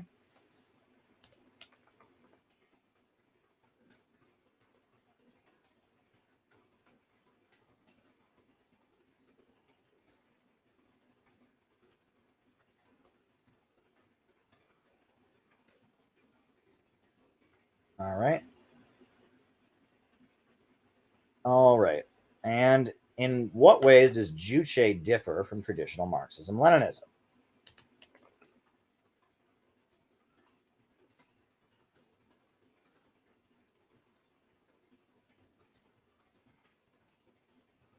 All right. So I'm going to keep answering super chat questions. The next super chat question: what do I think of Orthodox Christianity? Well, that is not my religion. I don't really know much about it. I'll be honest with you. I did know a lot of people that were Roman Catholic, and I have to some degree or other studied the history of the Roman Catholic Church. Not much. Not any more than, it's not like I'm not a theologian or anything like that, but I'm much more familiar with Catholicism. But the Eastern Orthodox, you're talking Russian Orthodox, you're talking Greek Orthodox, you're talking Coptic Christianity. I don't know much about it. I really don't know much about it. I don't know much about it. And if I started speaking about it, I would probably make a fool out of myself. They have beautiful churches. When I was in Russia, I saw some of these beautiful old churches that just absolutely beautiful. And I know that it is very, very important to Russia. It's a really big part of the Russian identity, right? When they talk about the new Russian patriotism and Vladimir Putin and, the pride in the history of the country that Russians have, that's a really big part of it. And I also know that in a lot of ways, the Russian Orthodox Church does condemn capitalism. People want to make it sound like the Russian Orthodox Church is just 100% anti-communist, and they don't like the Bolsheviks. They don't like Lenin, and they do admire the Romanovs. They've made the Romanovs into martyrs and to saints, I believe. But among the Russian Orthodox Church, there's also a lot of admiration for Stalin. Not everyone. It's a division from what I understand. But there are many Russian Orthodox churches where you can find images of Stalin. And there's a feeling that Stalin, because he brought the church back, because he defeated the invaders, there's kind of a religious reverence for Stalin among some Russian Orthodox Church folks, not all by any means. So I just don't know enough about it. I really don't know enough about it. And again, even that little bit I said, there's probably wild inaccuracies in what I just said. I'm not on here to talk about things I don't know about. When you open your mouth and you say stuff about stuff you don't know about, you look like a fool. But it's beautiful. I will say that much. And that, if you watch the movie Ivan the Terrible that was made during World War II, it has a lot of very beautiful Orthodox imagery. And that movie that was made to kind of inspire the fight against the Nazis, you watch it, in a way, it was tapping into some of the deeply embedded spiritual feelings that came from the Russian Orthodox Church that were very well alive even during the time of the Soviet Union. And look, Stalin, let's remember that his education, Stalin never went to college. Stalin never went to college. The only school that Stalin ever went to was a Russian Orthodox seminary. right? Stalin learned to read and write at Russian Orthodox Seminary. He learned history at Russian Orthodox Seminary. Other than the education he got from the Bolshevik Party, the only formal education that Stalin ever got came from a Russian Orthodox seminary. And that was the guy who turned Russia into a superpower, defeated the Nazis, industrialized that country. That's a pretty strong argument in favor of Russian Orthodox Christianity. Look, if Stalin, the only education he ever got, and he was able to be Stalin, that's pretty a strong argument, right? I mean, that's a pretty strong argument. So there you go. All righty. Next question. All right. Isn't it better to call ourselves populists and organize among the conservative working class than push a socialist policy? That's where it gets tricky. You really can't lie to people, right? You really can't lie to people, right? Because right now, the way that conservatives are trained, they think everything's communism. They think Obamacare is communism, right? They think that they think that driver's licenses are communism, right? They think immigration is communism. And, the right wing, especially in conservative circles, they're really pushing an obsession. Communism, every conservative thinks they're an expert on communism now. However, it's the left wing that are kind of vaguely trying to bring back some interest in Marx and all of that are getting it all wrong. And that's why I think it's important that we just do some basic education, right? What does it mean to be a populist? At the end of the day, a populist means you want a government of the working class. You want the broad masses of people to be represented by the government. You want to win the battle for democracy. You want everything that's in the Communist Manifesto. You can't really be a populist if you're not kind of a socialist. You don't have to be a full-blown Marxist. You don't have to be a scientific Marxist, but populism and socialism are synonyms, all right? Populism, being for the people against the billionaires and the elites, wanting a populist government that fights for the people, that's socialism, right? And the only reason that left-wing politics got detached from that is because of the synthetic left and the CIA. This cultural leftism stuff, Congress for Cultural Freedom, all that crap, right? This hippie, bohemian stuff. That stuff is not what leftism is about. Leftism in Russia is populist. Leftism in China is populism. Leftism in Latin America is very populist. Leftism is the original populism, fighting for the working class against the capitalists, the people against the elite. That's what populism is. Now, there are deviant forms of populism, right? There are, right-wing populism, and populism has a bad name because of that. But when it really gets down to it, socialism is populism. And that this anti-communism in conservative circles, it's not just that they're telling people communism is bad. It's not like, oh, we just don't call it communism, they'll be okay with it. No, it's they're saying we need to privatize everything. They're pushing Ayn Rand. They're pushing libertarianism. They're saying if the government just keeps its hands off everything will be fine. The free market solves everything. The gold standard, the Illuminati, the thing up high on the thing.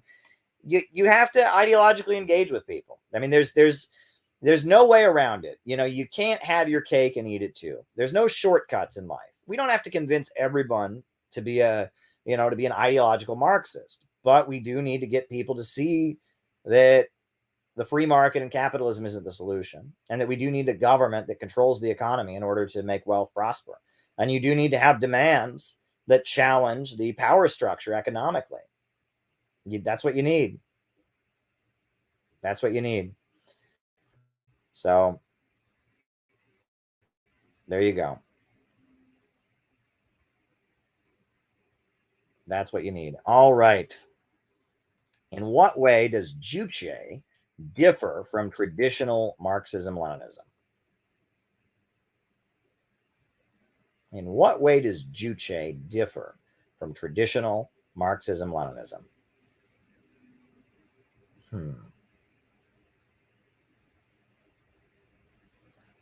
Well, Juche is Kim Il-sung, the ideology developed by Kim Il-sung that is specific to the Korean Peninsula, that has a lot of very Korea-specific teachings in it.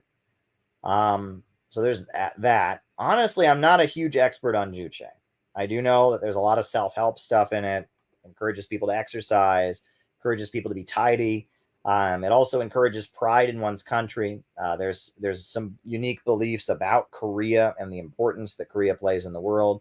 But when it gets down to it, a lot of it is Marxism, Leninism applied to the Korean Peninsula and summing up the experiences of the Korean Workers' Party. I read a very interesting pamphlet called what is it? Abuses of Socialism Cannot Be Tolerated, and it was by Kim Il Sung or Kim Jong Il, and it was written around the time of the fall of the Soviet Union, and it talked about bureaucratism in the Soviet Union, and and the role of the Soviet bureaucracy, the wing of the party that didn't really believe in communism.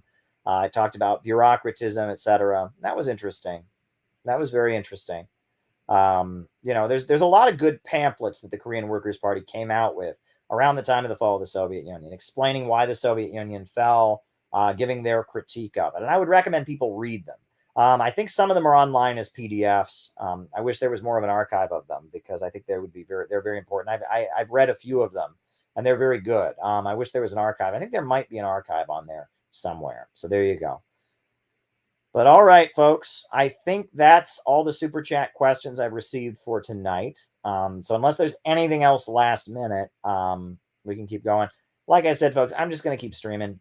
We had an amazing conference for the Center for Political Innovation.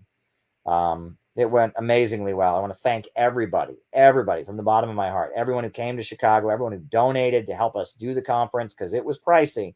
I was worried about money and it was pricey and there was some last minute stress, but everything got resolved. And, I'm really happy. I'm really, really happy with the conference. It was really amazing. You get this glowing feeling. When you're at an event. I started out my speech by saying, thank goodness we're not an online organization. Because, as much as I love talking to you all online, there's something really special about being in a community. And, look, it is really, really special to be part of a group, to have friends in the group that you can depend on. It's really, really special. And, it's really, really important to be able to be part of a group. So what's next for CPI? Well, coming up, the next big thing we're doing is on August 27th, we're having a National Day of Action for Peace on the Korean Peninsula. Peaceful reunification of the Korean Peninsula. We're going to have some small little protests around the country to raise awareness about the need for peace on the Korean Peninsula.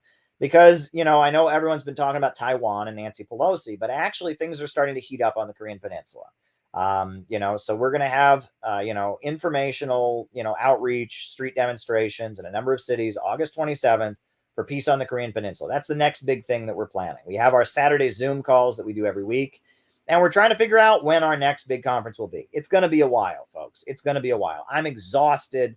We drained our finances to do that conference. We just drained our finances, we drained our finances to do that conference. We got a lot of support from a lot of great people to help us make it happen. But, we had a great conference. We had a really, really great conference. People worked hard. Lily worked her butt off for that conference. She really did. Lily was really, the event manager, and she worked her butt off. She gave a great talk. And, my hat goes off to Lily. Tara Reid was great. It was really amazing having her there. It was really, so many people were there and worked really, really hard. I think about Elizabeth. I think about David. I think about Gavin. I think about Simon, who I got to meet finally. He came in from out of town. Awesome young guy. I think about Charlotte. I think about Ryan Cotton. I think about Tyler. I think about Gabby Hernandez. And I think about, CJ and Sam and Dana. And I'm going to forget somebody, and if I forget somebody, then I'm not doing well. But who else? I'm going to acknowledge people. I'm going to do that. I'm going to acknowledge people. I don't want to forget anybody. Peter, who did the video, it's coming up. He did a great job. And Paul, who played the music, our musician, and Jesse Jett. There was a great musical performance by the great Jesse Jett. He played music. That was awesome.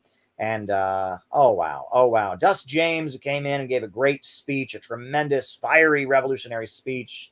That was great. And Justin Simons, he worked hard. He came in from out of town, our organizational director. He did a great job. And Garland was there. And it was great. Susan, she did the opening ceremony. She chaired the second panel. She did a tremendous job. That was great. I'm trying to just think of everyone who did something for the conference. It's too many people to count.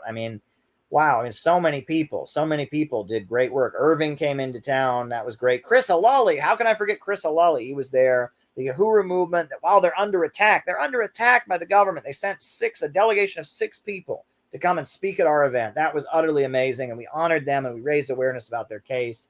That was beautiful. Chris Alali, Nick Brana was there from the People's Party. He gave a great speech. Stansfield Smith, he spoke. Stansfield Smith from the Alex Saab Freedom Committee. He did a great job. He spoke. That was really, really great. I mean, it was a great conference. It was tremendous. It was really, really tremendous. It was really, really great. And, it was really, really great. It was beautiful. I'm just deeply moved by the conference. It couldn't have gone better. And, couldn't have gone better. And, I know I'm in the firing line. Doing this kind of work puts me in the firing line. And what they've done to me is nothing compared to what they've done to Tara Reade. There's people talking smack about me, saying stuff that's not true, taking things and twisting them into things that they're not, and just making stuff up. And, and there's nothing I can do about that. People are going to lie. People are going to hate. People are going to smear. People are going to spread rumors. Doesn't matter. It doesn't matter, folks. It doesn't matter. And I'm just going to keep going. I'm not going to stop, because doing conferences like this, bringing people together, raising awareness, laying out a political orientation for real anti-imperialism, that's important. The fact that we gave a platform to Tara Reade, the fact that we gave a platform to the Uhuru movement, the fact that we got Garland Nixon and the People's Party and the Party of Communists and the Alex Saab Freedom Committee and Gus James and Jesse Jett, what we did with the Red Berets and the speeches and the music, and we created a huge energy of anti-imperialism.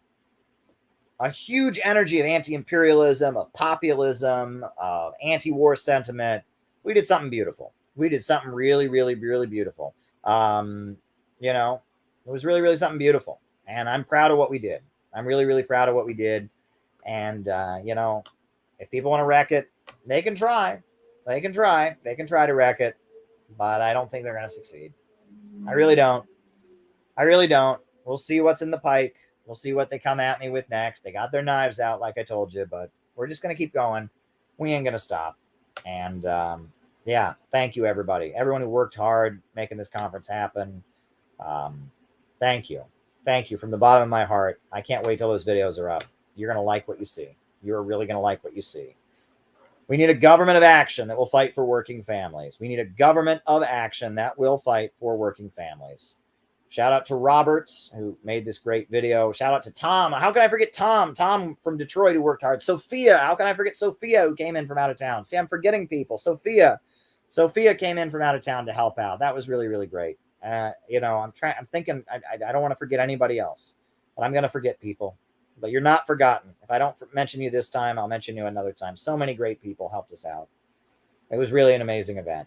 And I'm just, from the bottom of my heart, thankful for everyone who helped us do it. Everyone who helped us get over the hard stuff. Daniel Burke, he wasn't there. He didn't make it, Daniel Burke, but he played an amazing role. There was some behind the scenes stuff where Daniel Burke did a really important, did some really important stuff to make sure that things continued to go the way they did. And I appreciate that. And we'll see what happens. They've got their knives out. They've got their knives out for me, but I'm just going to keep going. New upsurge in the struggle against U.S. imperialism is now emerging throughout the world. Ever since World War II, U.S. imperialism and its followers have been continuously launching wars of aggression. But the people of various countries have been continuously waging revolutionary wars to defeat their aggression. And while the danger of a new world war still exists, and the people of all countries must get prepared, revolution is the main trend in the world today.